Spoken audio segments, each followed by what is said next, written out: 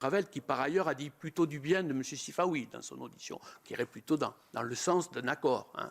Mais quoi qu'il en soit, lorsqu'une demande vient d'un cabinet et donc de la ministre, de manière peut-être involontaire, c'est ce que vous nous dites, mais enfin quand le cabinet parle à son administration, on a toujours la ministre ou le ministre derrière quand on est dans l'administration. Et donc quand on arrive à un accord, cela ne nous choque pas. Ce qui est important, et on y reviendra, c'est la façon dont ça s'est monté. Monsieur le rapporteur. Madame la ministre, je vais rester sur la chronologie des faits, parce que j'ai toujours, à ce stade, quelques difficultés à m'y retrouver. Vous avez parlé de matérialité, de chronologie. Moi, je suis assez basique de ce côté-là, parce que le calendrier, il est ce qu'il est. Donc, vous nous avez tout à l'heure d'ailleurs évoqué un mail du 20 avril. Je vais juste me permettre de vous corriger, puisque ce qui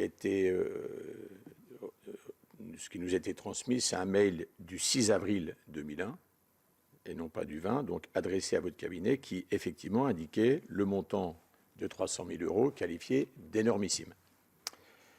Mais le 9 avril, donc 3 jours après, l'USE-PPM envoie tout de même une demande de subvention de 635 000 euros, qui sera réduite à 300 000 euros le 13 avril 2021, lors du comité de programmation. Je rappelle qu'à ce stade, le fonds Marianne n'est pas créé. À ce stade, est-ce qu'on doit en déduire que la décision d'octroyer les 300 000 euros à l'USE-PPM avait finalement été non seulement envisagée, mais je dirais actée par vos équipes et par votre cabinet, en amont même du comité de programmation, dont je rappelle qu'il s'est tenu le 13 avril, et donc avant même le dépôt officiel de la demande de subvention.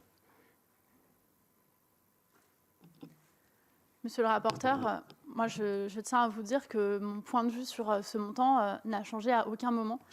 Vous avez bien compris, ce n'est pas la question. La question maintenant, c'est la procédure, les montants et la séquence dans laquelle la subvention est déjà préaccordée. Bien sûr, monsieur le rapporteur, mais c'est le regard qu'on porte sur un montant qui procède à un arbitrage ou à un non-arbitrage.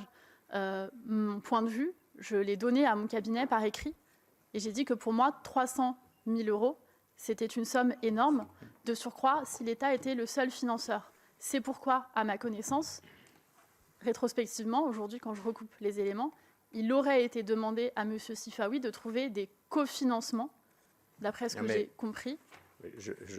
J'entends. Je vous demande simplement de confirmer. Je vous ai donné le séquençage entre le 6 et le 13 avril des montants. Est-ce qu'ils sont conformes ou est-ce que je commets une erreur? Est-ce que c'est la manière de procéder? Et donc, est-ce que c'était finalement une subvention fléchée avant même le fonds Marianne?